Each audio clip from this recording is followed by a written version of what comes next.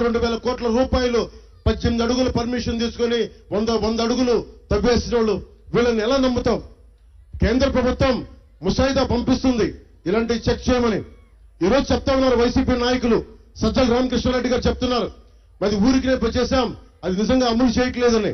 అమలు చేయని వాళ్ళు జీవో ఎందుకు ఇష్యూ చేశారు? మీరు 10 రోజుల క్రితం 14 రోజుల క్రితం జీవో ఎందుకు ఇష్యూ చేశారు? మీరు వైసీపీ మద్దతుదారులకు చెప్తున్నా, ధర్మందే గెలుపు, కూటమిదే విజయం. మేము అధికార పీఠంలోకి వెళ్తున్నాం. ఇప్పుడు ఇష్యూ వల్ల ఎన్ని సీట్ల మెజారిటీ అనేదే క్వశ్చన్. ఇక్కడ మన కూటమి ప్రభుత్వాన్ని స్థాపిస్తున్నాం. తెలుగుదేశం, జనసేన, టీడీపీ, మనకి భారతీయ జనతా పార్టీ కూటమి ప్రభుత్వాన్ని స్థాపిస్తున్నాం. మార్పు లేదు దాంట్లో. కానీ ఎన్ని సీట్ల మెజారిటీతో అన్నదే ప్రశ్న. వైసీపీ మద్దతుదారులు కూడా చెప్తా ఉన్నాం, మీరు నమ్మి మా అంబటి రాంబాబు గారు, మా అంబటి మురళి గారు అని చెప్పి అందరూ నమ్మేస్తే ఎస్సీ వర్గాలు కూడా చెప్తా ఉన్నాం, బార్నబస్ అనే దళితుని చంపేశారు ఇక్కడ ప్రశ్నించినందుకు. వైసీపీ ఎమ్మెల్సీ ఒక చంపేసి డోర్ డెలివరీ చేశాడు. 27 దళిత పథకాలను తీసేశారు, 13 బీసీ పథకాలను తీసేశారు. మనకి 34% ఉండే బీసీ మనకి రిజర్వేషన్ 24% చేశారు.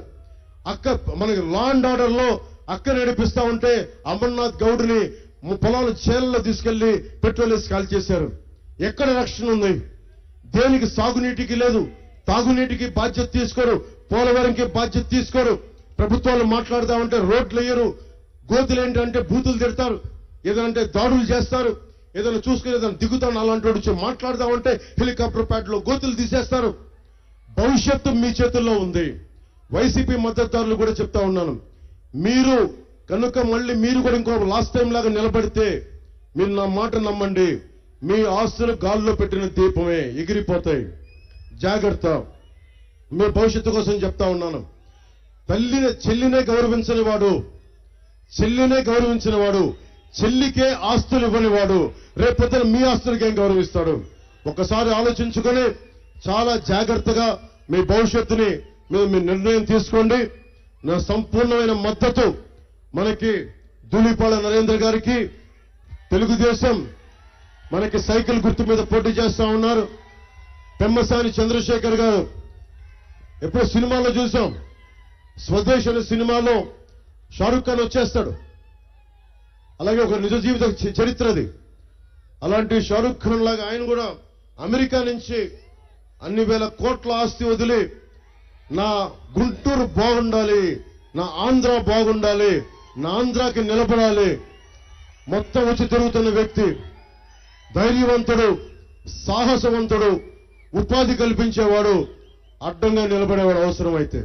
ధైర్య సాహసాలు ఉన్నవాడు. డబ్బులుంటే ధైర్యం పోద్ది, కానీ డబ్బుండి ధైర్యం దానికి 1000 కోట్లుంటే దానికి 10,000 కోట్ల ధైర్యం ఉన్నాడు పెమ్మసాని చంద్రశేఖర్ గారు.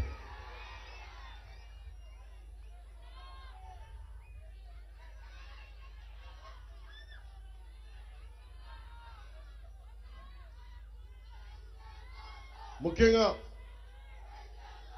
మైనారిటీ సోదరులకి, ముస్లింస్ కి చెప్తా ఉన్నాను, ముస్లిం సమాజానికి దారి పొడుగుతా నిన్న గుంటూరు జిల్లాలో ఇక్కడ తిరుగుతున్నా అఖండమైన ప్రేమ చూపించారు. మీ అందరికీ నా హృదయపూర్వక ధన్యవాదాలు. అలాగే మీకు కావాల్సిన అందరికీ కూటమి ప్రభుత్వం మీకు కావాల్సిన షాదీ ఖానాలు కానీ, మనకి ఆడబిడ్డలకి తోఫా పథకాలు కానీ, అలాగే మీకు కావాల్సిన ముస్లిం బ్యాంక్ కానీ, పెట్టుబడులకు కావాల్సిన బ్యాంకు రుణాలు కానీ కల్పించే సౌకర్యం మనకి కూటమి మేనిఫెస్టోలో ఉంది. మీ కష్టాలకి చేదోడు ఓదోడుగా ఉంటాం, అండగా నిలబడతాం. అలాగే ప్రతి మహిళకి మనకి 3 గ్యాస్ సిలిండర్లని ఉచితంగా అందజేసేది మనం మేనిఫెస్టోలో పెట్టాం. ప్రతి రైతుకి సంవత్సరానికి 20,000 అండగా ఉండే పథకం. నిరుద్యోగులకి 3,000 భృతి, ఉద్యోగం లేని సమయంలో. అలాగే 20 లక్షల ఉద్యోగాలు, 4 లక్షల ఉద్యోగాల సంవత్సరం చొప్పున 5 సంవత్సరాలు 20 లక్షల ఉద్యోగాలు. అలాగే మెగా డిఎస్సి నోటిఫికేషన్ విడుదల చేస్తాం. రాగానే రెండవది మనకి ల్యాండ్ గ్రాబింగ్ యాక్ట్ ని రద్దు చేసి పెడతాం. అలాగే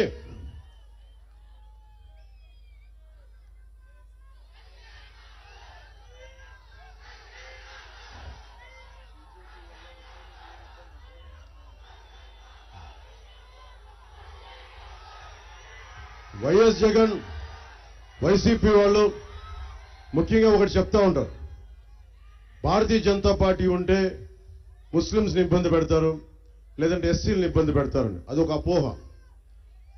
మీరు అర్థం చేసుకోవాల్సింది, మోదీ గారు దాదాపు 1 మిలియన్ ఎక్కువ పెంచారు హజ్ యాత్రల కోసం. సౌదీ ప్రిన్స్ తో మాట్లాడి అత్యధిక శాతం హజ్ యాత్ర ఇండియా నుంచి వెళ్ళడానికి ఆయన దారి కల్పించిన వ్యక్తి మోదీ గారు. సో అలాగే ముస్లింలకి ఎక్కువ పథకాలు ఇచ్చిన వ్యక్తి. అంత మాత్రాన కూర్చొని భారతీయ జనతా పార్టీ ఉందని చెప్పి ముస్లింలు కూర్చొని భయపడాల్సిన అవసరం లేదు. అరే, భారత రాజ్యాంగం మీకు హక్కులు కల్పించబడింది. భారతదేశంలో పాకిస్తాన్లో ఉండే హిందువులకి భద్రత లేదేమో కానీ మన దేశంలో ఉండే భారతదేశంలో ఉండే ముస్లింస్కి మేమందరం సంపూర్ణంగా మద్దతుగా ఉంటాం. మనస్ఫూర్తిగా చెప్తున్నా, మనస్ఫూర్తిగా. నా చుట్టుపక్కలందరూ విపరీతంగా ఉంటారు. నా ఎంప్లాయీస్ లో కానీ, నా సహచరులో కానీ, నా సన్నిహితుల్లో కానీ ఇస్లాం తీసుకున్న సహచరులు ఎక్కువ నాకు. అందులో మీరు అర్థం చేసుకొని మీరు భయపడాల్సిన అవసరం లేదు. అలాగే ఎస్సీ సామాజిక వర్గానికి కూడా చెప్తా ఉన్నాం, మీరు కూర్చొని మీ మొత్తం కలిపి ఒక్కరికే ఓటేస్తే మిమ్మల్ని ఒక మూలకి నెట్టేస్తారు. కేవలం ఎస్సీ సామాజిక వర్గం అంతా కూర్చొని మొత్తం వైసీపీ వైపు వెళ్ళిపోద్దని చెప్పేసి మిమ్మల్ని పక్కన పెట్టే పరిస్థితులు వస్తాయి. నేను చెప్తున్నాను, నేను మీకు అండగా నిలబడేవాడిని. నిజంగా నేను విద్యను తీసుకుంది నాకు దళిత టీచర్ల వల్ల. అందుకే ఆ దళిత టీచర్లని మనసుతో నాకు గొప్ప జ్ఞానం ఇచ్చిన వ్యక్తులు. అలాంటి వ్యక్తులందరినీ దృష్టిలో పెట్టుకొని అంబేద్కర్ గారిని స్ఫూర్తిగా తీసుకున్న వ్యక్తిని, జాషువా గారిని గుండెల్లో నింపుకున్న వ్యక్తిని మీకు అన్యాయం ఎందుకు కలగజేస్తాం? అలాగే దామోదరం సంజయ్ గారి గురించి ఎవరు మాట్లాడారు? ఎప్పుడన్నా వైసీపీ మనకి వైఎస్ ప్రభుత్వం వైఎస్ జగన్ మాట్లాడా? ఎప్పుడన్నా వైసీపీ వాళ్ళు మాట్లాడారు దామోదరం సంజయ్ గారి గురించి? దళిత ముఖ్యమంత్రి, మొదటి దళిత ముఖ్యమంత్రి ఒక్కడు మాట్లాడారా ఈ రోజు దాకా? వైసీపీ నాయకులంతా వాళ్ళ ఇంట్లోనే అని చెప్తారు. కానీ మేమందరినీ సమానంగా గౌరవించే సమాజం ఇది. అందరినీ గుండెల్లో పెట్టుకునే సమాజం. సమాజం కోసం ప్రయత్నించేది జనసేన పార్టీ. మా కూటమి కూడా సమాజాన్ని ముందుకు తీసుకెళ్లేది.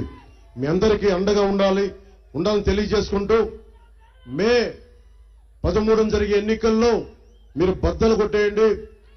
వైఎస్ జగన్ ఇలా అడుగుతున్నాడు ఓట్లు, మేము ఇలా అడుగుతున్నాం ఓట్లు. తల వంచి అడుగుతున్నాం. వైఎస్ బెదిరిస్తున్నాడు, ఓట్లేస్తారా ఏరా అని. మీరు ఓటేసి జగన్కి ఇలాగే చూపించండి, మేము కూటమికి ఓటేసామని చూపించండి. మీ అందరికీ పేరు పేరున ధన్యవాదాలు తెలుపుకుంటూ, మీ అందరికీ కష్టం చూడండి. దశాబ్దం కాలం ఏ పదవి లేకుండా నడిపాం. దశాబ్దం కాలం చిన్నపాటి. ఇప్పుడు మనకి కూటమి ప్రభుత్వం వస్తుందంటే అది కేవలం తెలుగుదేశం ప్రభుత్వం కాదు, అందులో జనసేన కూడా ఉంటుంది, భారతీయ జనతా పార్టీ ఉంటుంది. అందరూ సమిష్టిగా కూర్చొని నేను చంద్రబాబు గారు ఆలోచించాం. స్కిల్ డెవలప్మెంట్ గురించి ఆలోచించాం. మీ కులం ఏంటని అడుగుతారు, మీ ఉపకులం ఏంటని అడుగుతారు. నీకు ఏం నేర్చుకోవాలని అడగరు, నీకు ఏం అవ్వాలని అడగరు. పెమ్మసాని చంద్రశేఖర్ గారిని అడగరు, వాళ్ళ నాన్నగారు అడుగుండొచ్చు నీకు ఏం అవ్వాలని ఉందని. ఆ స్కిల్ ఏదో నేర్పించారు, అమెరికా దాకా వెళ్ళారు. ఇలాంటి ప్రభుత్వం చిరంజీవి గారు ఉన్నారు. నీకేం కావాలో నాకు తెలియలా. నాకు చిన్నపాటి స్కిల్ నేర్పించారు ఆయన. ఆ స్కిల్ ఇక్కడ దాకా తీసుకొచ్చింది, నటుడిని చేసింది, ఒక జనసేన పార్టీని నడిపే అధినేతగా చేసింది.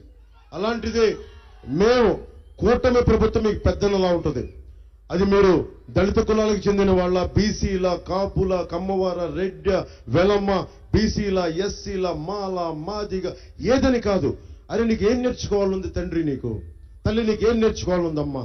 కుల ధృవీకరణతో పాటు నీకు ఏమి నేర్చుకోవాలి, నీ భవిష్యత్తుకి ఏమి నేర్పితే బాగుంటుందని అడిగే గణాంకాలను మొట్టమొదటిసారి భారతదేశంలోనే మనమే తీసుకుంటా ఉన్నాం. అదే మనమే ధారేశాం. అలాగే ప్రతి కుటుంబానికి ఇప్పటిదాకా భారతదేశంలో ఎక్కడా లేదు. ప్రతి కుటుంబానికి 25 లక్షల ఆరోగ్య బీమా పథకం ప్రవేశపెడుతున్నాం.